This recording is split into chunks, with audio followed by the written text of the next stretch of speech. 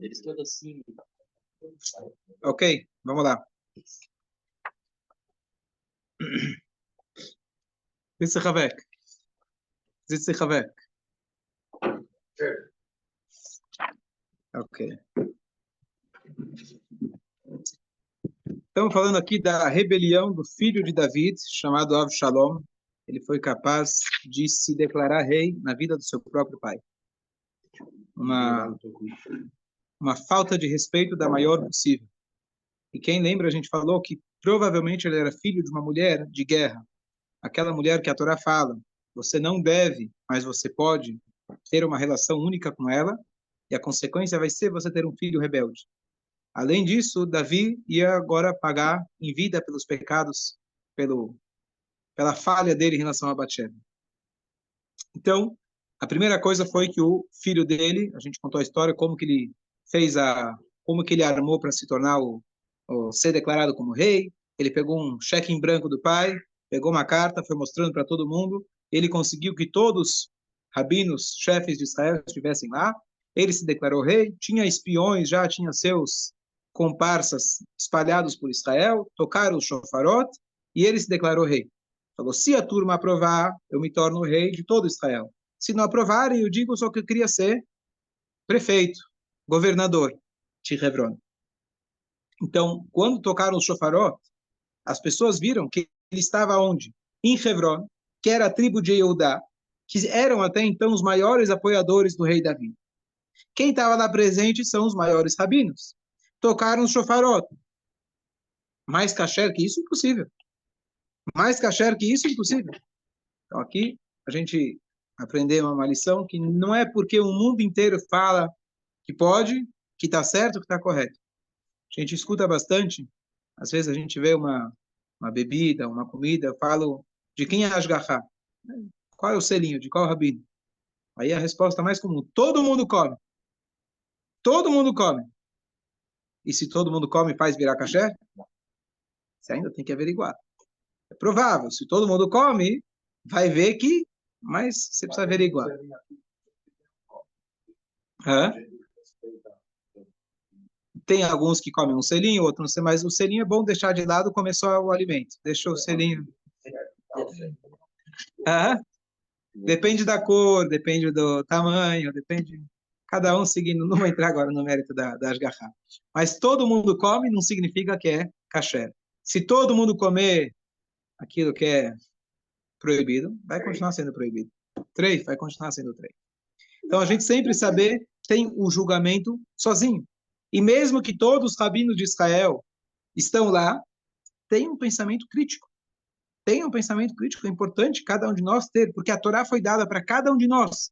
E é possível que o tribunal se enganou, é possível que todos os rabinos do mundo se enganaram. É claro que é importante você ter um rabino e não se apoiar só em você, mas o fato que está todo mundo lá não quer dizer que está certo. Fala. A capital era Hebron? Não. A capital era Jerusalém. Mas o início do reinado de David foi em Hebron. E Hebron pertencia à tribo dele. Então, era um lugar assim perfeito para ele. Em Jerusalém ele não ia conseguir, ia ser muito na cara do Davi. Então ele fez de longe, para depois, agora, e é isso exatamente que vai acontecer. Davi da Mela, quando ele ouviu o que estava acontecendo, ele logo se tocou, e foi inteligente, que ele estava correndo perigo de vida. Ele correndo perigo de vida, e não só isso, todos que estavam ao seu lado estavam correndo perigo de vida. Que ele entendeu que esse era só o começo. Porque para alguém se proclamar rei, ele estava pronto para provocar. Ele sabia que era uma provocação da pior possível. Davi da Melech é um rei. Está certo que ele é filho do rei, mas não por isso ele vai ser poupado. E não por isso ele vai poupar o próprio pai dele. E Davi da Melech fala. Mas ele não foi ungido com a Shalom. Ele não estava preocupado se foi ungido ou não foi ungido. Eu falei outra vez, um rei, filho de rei, não precisa ser ungido.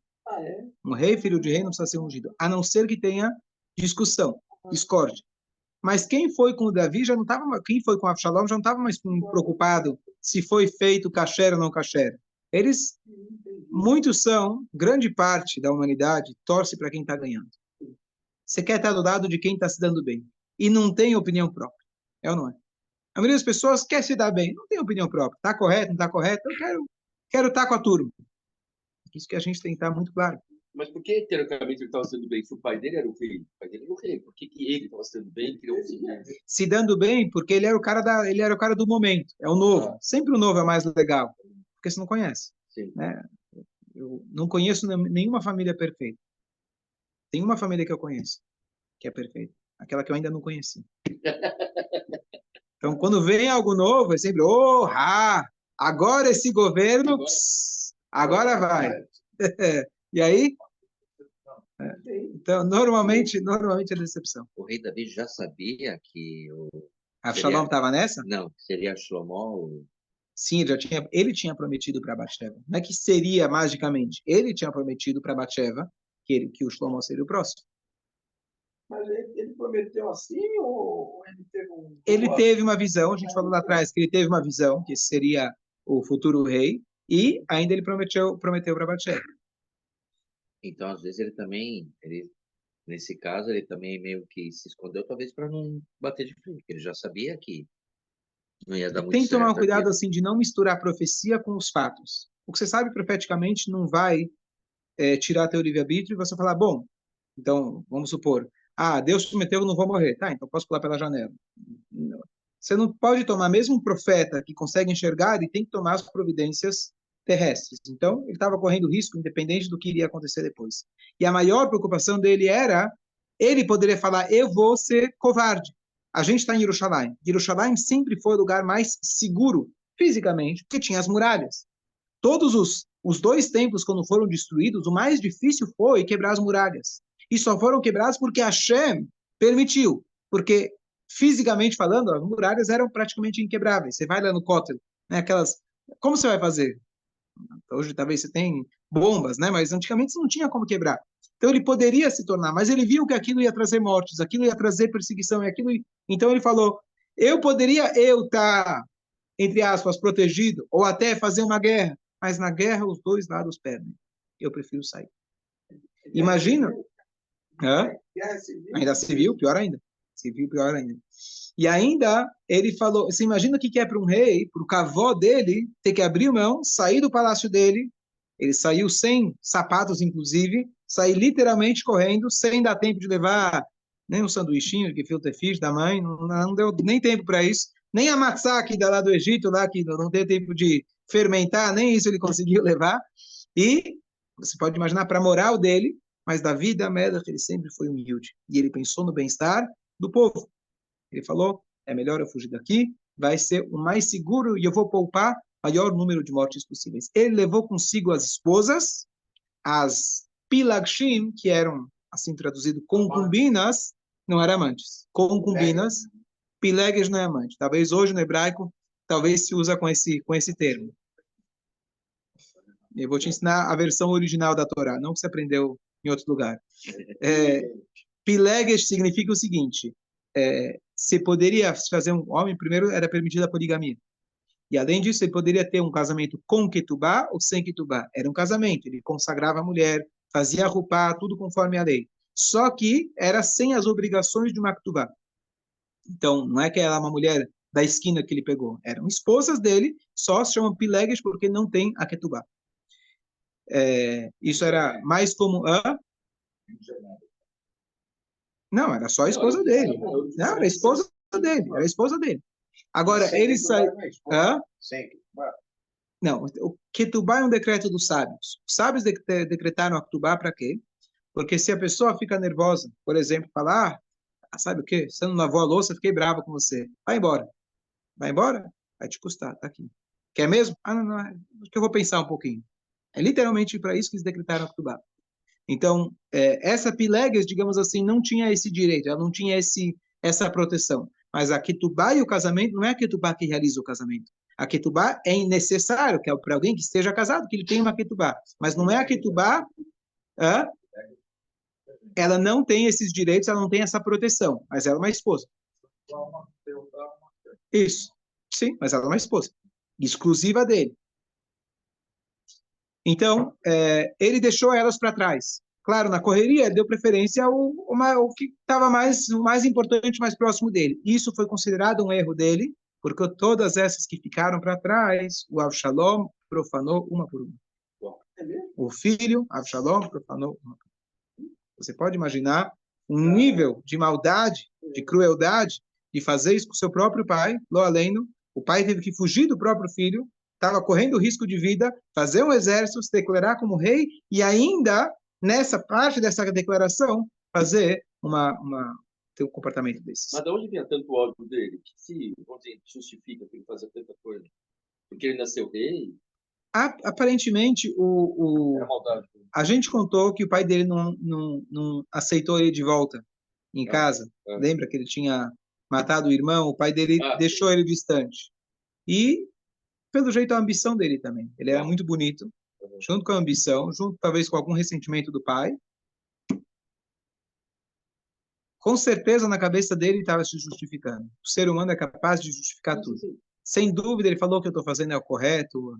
Ele não olhava no espelho achando que ele estava fazendo errado. Com certeza, alguma justificativa na cabeça dele. Então, por isso, a gente tem que também aprender que às vezes a gente faz coisas muito erradas e a gente sempre dá um jeitinho e fala, não é bem assim, é culpa dele, olha o que ele fez comigo, etc. E David Amelach aceitou isso como um julgamento divino. Porque ele sabia que ele tinha que pagar. O profeta já tinha falado que o mal sairia da própria casa dele. Então, primeiro, o que tinha acontecido? Deus nos livre, o filho dele faleceu. Depois, a filha dele foi violentada pelo próprio irmão. Então, a filha pelo próprio irmão, da casa dele. E agora, o próprio filho dele é mispurra do jeito pior possível. Que matou o irmão, exatamente. E ele mesmo está se levantando contra ele. Não é um mal que veio de fora, é um mal que veio de dentro. Então, quando ele viu acontecendo, primeiro, ele teve a visão de entender que estava correndo perigo de vida, e ele aceitou isso de bom grado, assim por dizer, com humildade, sabendo que isso era o que Hashem queria dele. Ele entendeu que isso seria melhor para o povo, e assim, e ainda mais um detalhe. Uma das maneiras da gente ter expiação, ou seja, quando alguém fez alguma coisa errada, ele quer pagar por isso, digamos assim, ele quer apagar o seu erro, então se chama galut. Galut é o exílio. Por que a gente está fora de Israel? Infelizmente, não merecemos estar lá. Hashem foi lá e sai de casa. Vai andar por aí. Você vai para a Europa, vai ser expulso, vai para cá, vai para lá. Isso é uma forma de expiação. Isso pode acontecer de maneira individual também. David Amelach falou, eu estando fora da minha casa, sendo expulso da minha casa, ter que vagar por aí, quem sabe acelera ainda mais o meu perdão. Na antiguidade havia um tzadikim, justos, que faziam isso por autoimposição. Eles saíam e iam para Galut. Era uma maneira de se purificar. Isso não é uma receita para pessoas comuns, mas esses tzadikim, eles vagavam de cidade em cidade, era uma maneira deles permanecerem sem serem identificados, ninguém sabia da grandeza deles, e dessa maneira estavam mais próximos de Hashem, sem ter uma casa fixa, sem se apegar a algo material. Era uma maneira. Então, David Amelach, ele enxergou que isso seria também maneira para ele ter uma auto-penitência para apagar ainda o pecado dele. Junto com ele, ele percebeu que ele começou a se juntar, um número de pessoas, e se juntaram 600 soldados, que na verdade eram os mesmos 600 que lá atrás, quando David Amelach estava entre os Filistim, etc., David Amelach tinha 600 soldados, então ele realmente tinha 600 fiéis, que poderiam agora mudar de time, falar, vou torcer para quem ganha, deixa eu ficar aqui, ver o que acontece. Eles foram fiéis a Davi e continuaram com ele. Esse número é perigoso, né? Então, Número 600? O povo judeu é 600 mil originalmente. Uma coisa aí que traz esse número. E ainda ele olha em volta e ele vê que toda a turma dele, sabe o núcleo dele original, quando ele fugiu dos Filistim, estavam com ele, com exceção de uma pessoa. Quem era? Lembra? Não, Yonatan já tinha morrido. Aquele assessor, não. Ahitofel, que era o homem muito sábio, o que ele falava era a sabedoria máxima, só que ele era um traidor. Ele foi lá e ele se juntou com Avshalom. E essa é a maior preocupação do Davi. Porque Avshalom, estando com Ahitofel, a palavra de Ahitofel é prever o futuro. Ele era sábio a nível, assim, não é nem intelectual, a nível espiritual, muito elevado, só que ele era um canalha. mas ele tinha um nível muito elevado e o que ele falava acontecia. Então, o Davi Amelech se preocupou, além de eu não ter ele, ainda ele se juntou com o meu inimigo. E aí ele ficou com medo. Confiou em Hashem e tudo, mas ele tinha lá um problema muito grande, que o Ahitofel mudou de time. No final da história, só adiantar, no final da história, Hashem ajudou que o Avshalom não escutou a Ahitofel. A Ahitofel falou, olha, faz isso, isso, isso. O Avshalom se achou mais esperto, escutou os mais jovens e não escutou o conselho dele. Foi assim que ele foi derrotado. Mas se ele tivesse escutado a Ahitofel, Avshalom teria ganho o Davi. Como foi a derrota? Hã? Como foi essa derrota? Calma, eu só adiantei um pouquinho. Não vou Ah, contar tá. todo o final do filme. Vamos lá. Sem spoiler. O rei ainda percebeu que, além desses 600, tinha mais um indivíduo que chamava Itai. A gente comentou dele lá atrás. Ele era um filisteu. E agora ele queria se juntar ao Davi. E o Davi vira e fala para ele, o que você está fazendo aqui comigo? Você é recém-chegado, você não tem por que se arriscar a vir comigo. E ele jurou, parecido com o juramento que a Ruth fez para a sogra, falou, eu vou estar com você, não importa o que aconteça. E ele realmente mostrou dedicação total, ele se converteu e ficou realmente parte do rei Davi com uma dedicação total e absoluta. E aí Davi Amelech, ele ficou na retaguarda. O perigo deles estava atrás, porque eles estavam fugindo. O perigo estava não que estavam indo de cara com o inimigo, mas Davi Amelech, como rei de Israel, ele falou, eu vou ficar aqui. Se for para acontecer alguma coisa, que aconteça comigo. Então Davi Amelech ficou na retaguarda. Você pode imaginar que aquilo não foi um momento fácil. Os seguidores de Davi, que há alguns minutos atrás estavam em Jerusalém, no topo do mundo, e de repente estão fugindo, literalmente, da sua capital, indo sei lá para onde, sem ter tempo de se organizar, se programar, e estão meio que fugindo de uma guerra. Não é nem que eles vão para uma guerra, vão com aquela coragem, estão fugindo, estão escapando. Era uma coisa muito, muito difícil. Mas, de todos que estavam chorando, tinha um que estava rindo. Estava feliz. Quem era? Davi Amelech, o próprio Davi Amelech. Ele não estava preocupado. Tem até um dos salmos que ele fala Mismor, logo um dos primeiros salmos, o terceiro salmo, que ele fala quando ele estava, ele faz um Mismor, ele faz um cântico, compõe uma música, enquanto ele estava fugindo do Avshalom, seu filho. Esse era o nível de fé que Davi Amelech tinha. Ele sabia que foi decretado por Deus. Ele sabia que isso ia ser para o bem dele. E ele sabia que Hashem ia proteger ele. Enquanto estavam todos chorando, Davi Amelech, que mais teria direito de chorar e se lamentar, olha onde meu filho chegou, olha o que está acontecendo comigo, ele estava lá firme e forte, com a sua fé em Deus, cantando. Por isso é importante a gente ler Teilim. Ler os salmos de manhã, eu insisto, distribuo lá os livrinhos, fala o salmo de manhã. Davi Amelech, ele é um ícone histórico nosso. Quem não conhece vai pensar, bom, deve ser que ele tem uma vida maravilhosa, maravilhosa. E quem vem estudando Davi Amelech, o que ele sofreu do sogro, do filho e de outro filho, e tudo que aconteceu, esse cara já poderia ser um Iov, um Jó, que só teve infortúnio na vida. E Davi Amelech cantando, que ele sabe da dor, ele não ignora a dor, ele sente a dor, mas a emuná dele, a humildade dele, a fé em Deus, fazia ele superar e continuar cantando. Por isso é muito importante a gente ter Teilim, que cada um de nós passa por alguma coisa. O Teilim ajuda a gente a fortificar a nossa fé, saber que Hashem está com a gente. Eu leio o Teilim, mas não é fácil você entender. Não, é muito difícil, é muito difícil. Por isso que Teilim, mesmo que você não entende, diferente da reza, a reza a gente fala, é importante você entender cada palavra. O Teilim é uma força tão grande que mesmo que você não entenda, pelo menos você sabe. Teilim são palavras de fé em Deus do rei Davi. Fala, isso vai te ajudar. Tem um poder muito grande. Poder muito grande. Mas não são os 150 dele, né? Ele escreveu até o número X. Tem alguns que não são dele, outros que ele mas escreveu por não é profecia, mas ele compilou, tá? Tudo foi compilado por ele. Os 150 foram compilados por ele. Mas eram todos anteriores a ele? Os Teilim, não. Muitos ele compôs. A maioria ele compôs. Sim, a maioria da coisa tem de Moshe, tem de Asaf, tem de... Sim. Sim, mas ele profeticamente juntou todos. Ele juntou tudo. Qual que você prefere? Tem Tem até de Shlomo. Tem até de Shlomo. Sim, mas aí de Shlomo já era profeticamente. Se eu não me engano, foi David Amelech já visando Shlomo. Uau. Preciso, David Mismor, Havdalet, que fala que foi falado na hora que abriu, Seu Sharim Shechem. Preciso verificar se realmente foi tudo ele que compilou. Alguns preciso verificar, mas se eu não me engano, foi tudo por profecia de David. Shlomo era pequeno, também. Bom, não sei, preciso ver. E eles não toda coisa.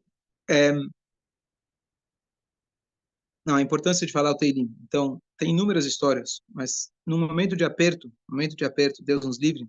Hoje já se sabe bastante, tem esses grupos de Teilim, tua esposa deve participar de uns 500 aí, né? Fulano, Deus nos livre, está doente, precisa de um... Teilim é muito forte, é muito forte. Você pode até ler em português, conseguir ler em hebraico melhor, mas pode ler em português. A gente costuma ler apenas durante o dia, a não ser que tenha uma situação crítica, Deus nos livre, que alguém precisa estar sendo uma coisa crítica naquele momento. A gente só faz durante o dia. Depois do anoitecer até a meia-noite não se faz Teilim, mas ele realmente tem um poder muito, muito, muito grande.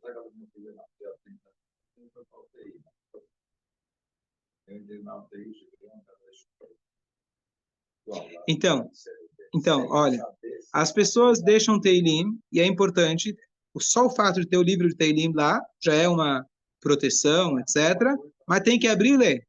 Abrir e ler também é importante. É mais forte ainda. Todo dia eu penso livro em casa, eu li o Teilim. Você Agora lê na Teilim. sinagoga, eu estou falando isso não leio. Mas em casa fazia parte do meu ritual. Por que você não lê depois da reza? Depois da reza, a hora que a gente lê. É muito importante. Eu leio o Salmo 20. E depois tem mais alguns minutinhos. Aproveita para ler. É muito importante. É muito importante. Tem algumas formas de ler o Teilim. Tem o 20, que é o Coringa. O 20 é Yamcha Hashem B'Yom Tzara. Deus me atenda a... Claro, tá aí. O branquinho. Eu devo ter um... Eu te consigo. Faz baratinho? Para você eu faço. Olha, o Teilim, o quanto que eu cobrar vai ser pouco. Porque o efeito dele é bom. Funciona, é garantido.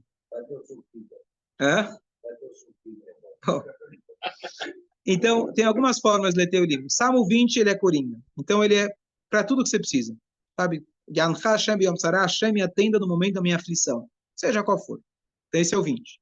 Tem você ler o seu salmo ou dos seus familiares.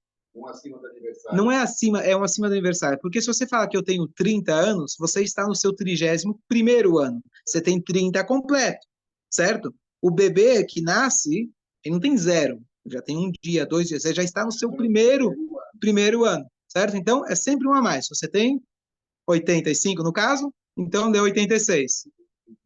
Então, só para dar um exemplo, E aí você lê o teu. Presta atenção.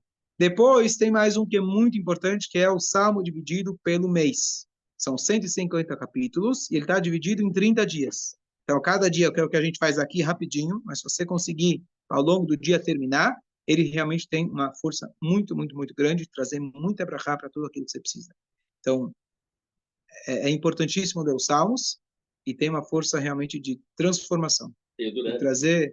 Então, pode ler o Teilim do Rebbe, pode ler o Teilim do Rebbe. A gente faz todo dia.